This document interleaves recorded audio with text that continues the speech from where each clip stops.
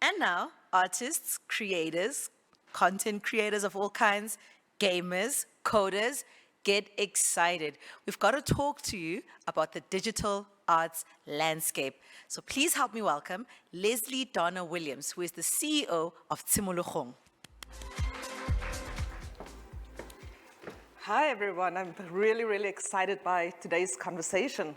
Today I'm going to be speaking about one of my absolutely favorite topics, which is around digital art, which is largely this new emerging field that we're seeing, I think, especially in Africa. So I think, when we think about what digital art is, many of us may think we don't know what it is, but in actual fact, we have been experiencing it possibly for quite a number of years. But especially if you look at this moment we found ourselves in during lockdown, what were some of the key things that we went towards? We went towards the various fields such as animation and gaming as some of the favorites. If you've experienced any of this form, you have an idea of what digital art is already. So to just quite quickly define it, it is any kind of artistic work or expression that blends with technology. So it can be through a presentation of technology or through the creative process of technology, but it's really this blend of creativity and technology meeting each other. I'm going to speak briefly about our work at Tsimologong Precinct. So we are a digital innovation hub in downtown Braamfontein in Johannesburg, and our real aim is to create world-leading African digital entrepreneurs. That means solving local problems, but with international quality and international export. And we have three domains in which we define digital innovation. It's really this intersection of hardware, software, and content. But I'm going to zoom into digital content today and look at some of the careers we are seeing emerging within digital arts. So firstly it's VR, AR, and XR, and it sounds very intimidating sometimes hearing these acronyms, but it basically means virtual reality, augmented reality, and mixed reality. Then we've got gaming, and our big specialty right now at Tsimologong is especially around the animation industry. So let's kick off with the various realities. Again, augmented, virtual, or mixed. I'll give an idea of where the landscape is in these various fields. So firstly, it is an industry in development. And what excites me about new industries and new forms of job creation and new opportunities and new careers is that all of us have an opportunity to shape where the industry is going. And some of the key voices we are hearing are literally the youth and people in the early 20s who are helping to shape the industry. We've also seen new forms of audience engagement during lockdown. So if you think about artists that couldn't perform and have their concerts, or even comedians have their concerts during lockdown, we have been using especially virtual reality to connect with new audiences. So these are innovations that are very fresh and very new and are evolving. And then finally, we are starting to see problems being solved using these various forms of reality. So places like the mining industry may have some of their team members learn to have the experience of working in a mine before going underground. So then that ends up contributing to the safety experience.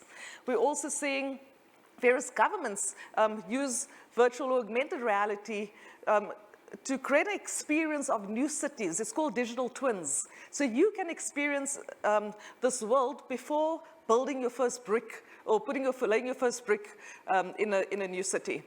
And then finally, many of us have heard of the metaverse, which is almost the new form of internet that's on its way, and Facebook has been investing quite a bit in this. So it's using, again, these various forms of reality. And in a few years from now, we'll be doing a lot of work within the space. Part of our job will be within the metaverse. From a gaming industry perspective, already the industry is valued at over $90 billion. And for me, my ambition is that we as Africans, we get a piece of this pie, that we benefit from this exciting new field. We are seeing that, or it is estimated that 54% of the gaming market will be coming from mobile games. So again, many of us have this device we walk around, we spend all of our time. So there's opportunities to develop games for your smartphone. And right now, there are only 16 gaming studios in South Africa that are employing an average of 10 people. So this is a field that we need to grow. And it's going to take us growing local studios, making it larger, but it also means that we need to increase local talent. A lot of our talent are moving overseas. We need our talent to come home, but also we need to grow enough talent so we're contributing to the world, but we're also developing great talent for our own existing studios. So we have launched a gaming hub at Simologong Precinct literally 2 months ago, where we are incubating 3 games. And it's an invitation for anyone who is in town to pop over and experience some of our work. And animation, so we have our animation studio has been going for about 4 years, so we have a lot of content in the space, and my team always reminds me, we don't do animation for the sake of animation. The purpose and uses of animation is to educate, entertain, or inform. And we're seeing a lot of demand from around the world for African stories and African aesthetics. And we're saying to the world, when you're telling a story, there's more than just, it's not about animals escaping zoos and going to find a lost relative. There's a lot happening in our daily experience. We live in cities, we have modern lifestyles, and these stories need to get out of the world, and the world wants to hear it. So you'll see Netflix is buying a lot of content from the continent. They've been in many of our film festivals, especially this year post-lockdown. The last month, we've seen huge presence of Netflix in Durban Film Art, as well as Cape Town International Animation Festival. And then Disney is also investing substantially into African content. Disney Plus recently launched in Africa, and in the next few months, we're going to see 10 short films from the African continent on Disney Plus. And then what I think many people don't know is that South African talent, animation talent, is contributing to award-winning shows around the world. We can't claim it, we're not allowed to, because those studios have their name on it. But our animation talent are supporting others in winning Emmy Awards, for example. And like I said, there's high demand of African skills. A lot of our animators are very busy at the moment, and it's really hard to get good talent to work on projects just because we don't have enough talent. So there's a huge appeal if you are interested in this space. It's a massive growth opportunity.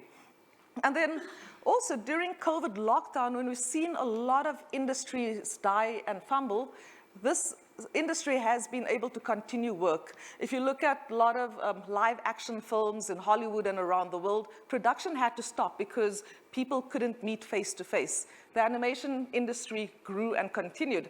And even as Simologong Precinct, we've developed a few co-productions with a French school. So the work is continuing and there is space. I'm going to share a short animation that we developed for Annecy International Animation Festival. This is the leading animation festival in the world.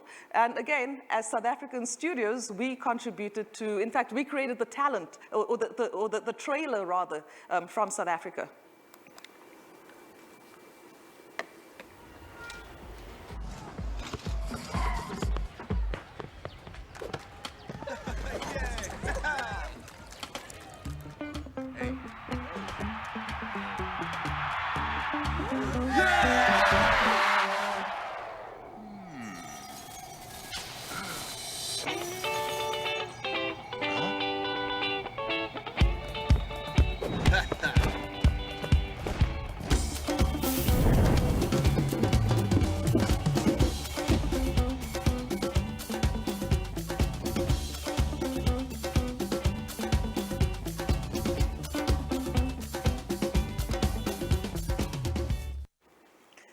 So you will see a few facets there. The one is our story of load shedding, educating the world about load shedding. It's our experience in a real way.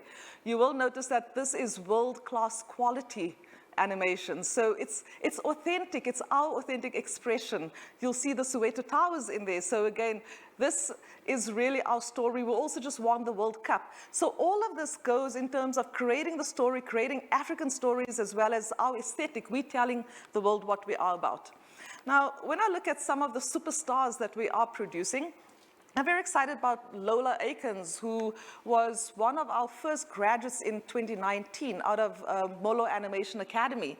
In the last year and a half, she got initial financing and investment to create a short series of film. It's a short series called Naledi that will hopefully be coming out next year.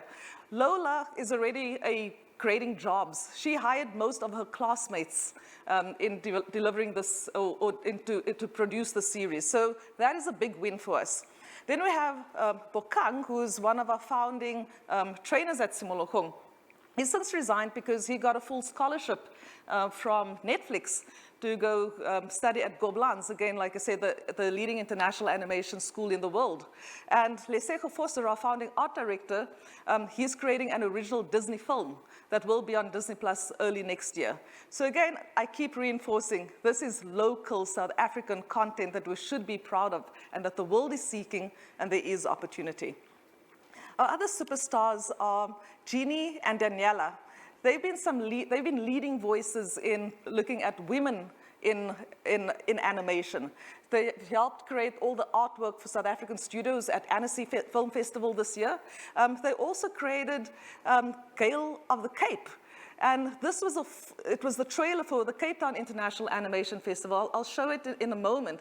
But what is really exciting is that this was a full women-led animation team. So when you are concerned about gender equality and gender empowerment, these are spaces where we are all welcome, and we're constantly looking at like what does inclusivity mean within the space. So here is Gale of the Cape.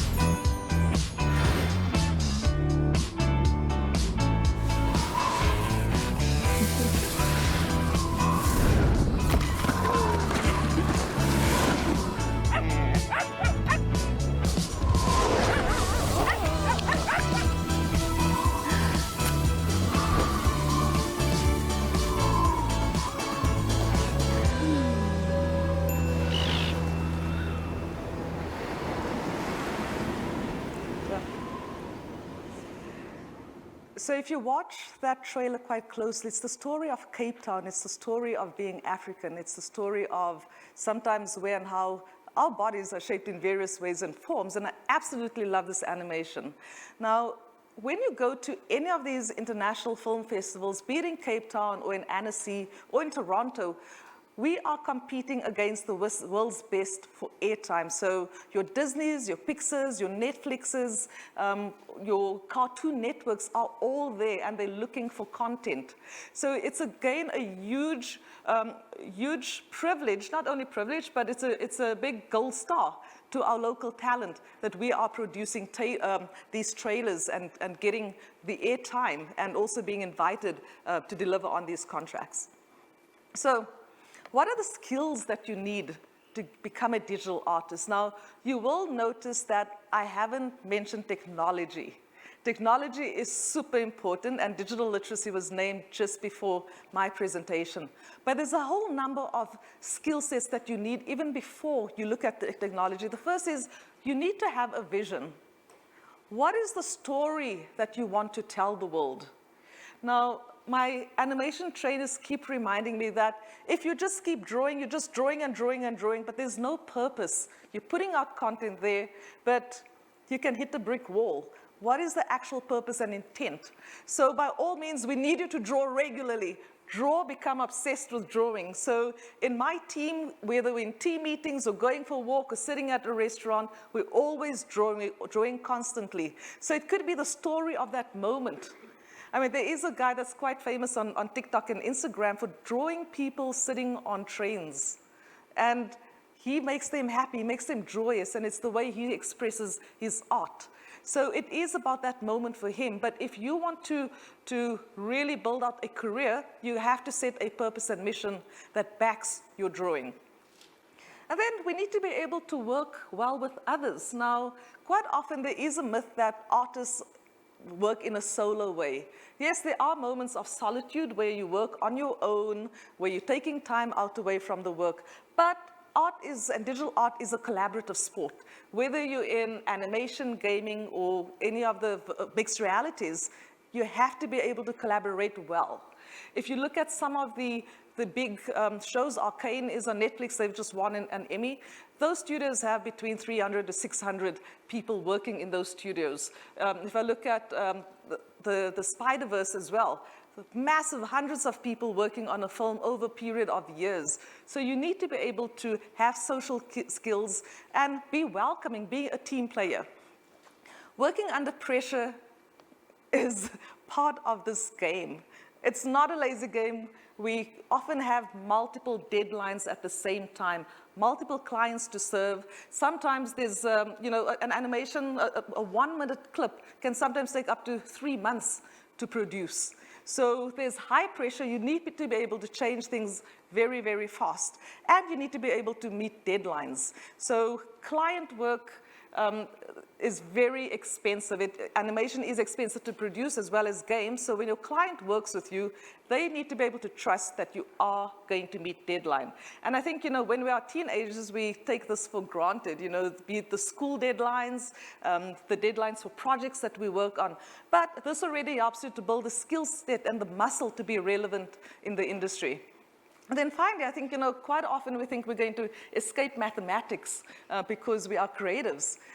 Mathematics and geometry especially is a big contributor and in fact an essential in these fields. Now, quite often I'll watch my team and they're busy developing and thinking about the angles. They even look at how a camera may perceive that image before it comes into screen. Now, you may think, what do drawings have to do with cameras? But the angles of showing your image make a huge difference in experiencing the art.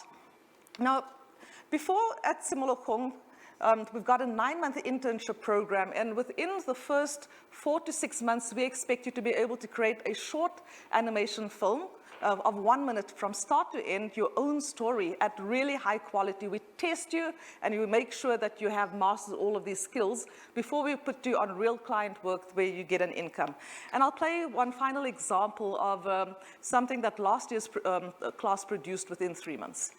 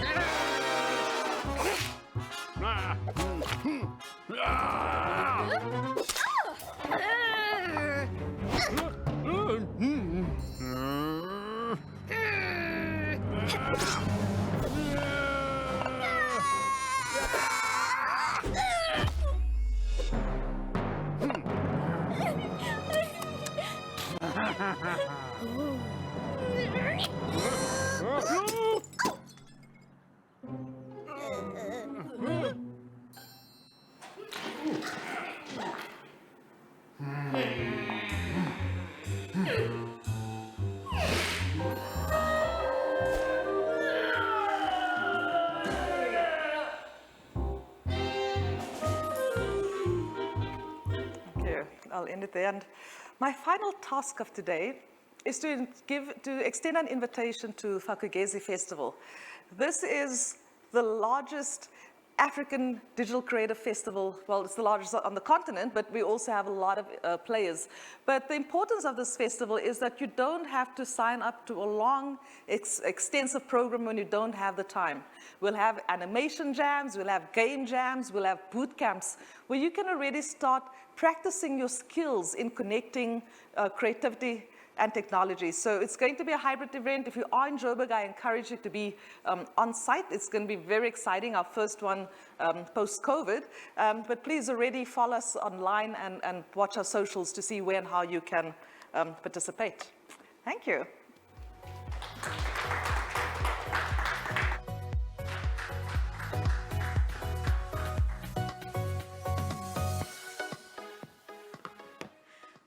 Wow, wow, wow. Wasn't that just awesome? If you're sitting with a story that you want to tell, please remember to take Leslie's advice. Draw and be inspired by environment, be inspired by the stories around you, be inspired by all of the people around you. Along with all the other technical skills, what we have garnered from this talk is that digital art is definitely on the rise in South Africa. So do get in touch with Simologong, and if you're in Gauteng, attend Farugesi. I don't know if it's also online. If it is, make sure that you participate in that so you can get your voice heard and get your stories seen and animated.